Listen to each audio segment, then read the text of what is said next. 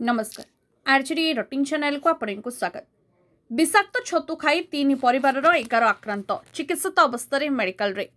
शनिवार विषाक्त जंगली छतु खाई काशीपुर ब्लॉक अंतर्गत कुचीपदर पंचायत अंतर्गत टिकरपड़ा गाँव 3 परिवार 11 जन रोगाक्रांत होई मेडिकल रे चिकित्सित होउछंती। 11 जनक मध्यरु एक परिवार 6 जन टिकिरी ओसापड़ा मेडिकल रे चिकित्सित अवस्था अछंती। सेमाने हेले रेंगु नायक, कुमारी नायक, अंजना नायक, धनमणि नायक, लांकेवती नायक और दुर्योधन नायक। से बड़ी अन्य 2 परिवार 5 जन ओसापड़ा मेडिकल रे चिकित्सित होउथिले।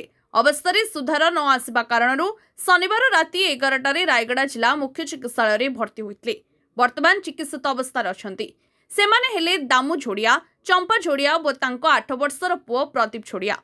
अन्य एक परिवार धनु गौड़ और पत्नी कबिला गौड़ सेमाने जिला मुख्य चिकित्सालय रे चिकित्सित अछंती। गाँवर 3 जन महिला शनिवार सकाळे निकटस्थ जंगल को जाई छतु गोटाई आनिथिले। यापरे समस्ते छतु रोसाई करी खाइथिले। तेबे संध्यारे समस्त को बांती हेबा सहित मुंड बुलाइथिला एवं स्वास्थ्य अवस्था बिगड़ी जाइथिला। दामू कहिसंती जे एई छतु पूर्वरु बहुत थर खाइछंती हेले केबे भी होई नांती। तेबे जंगली छतु न खाइबा पई ग्रामांचल रे उपयुक्त सचेतन अभाव कारणरू लोके एई बळी शोचनीय अवस्थार शिकार हेउछंती।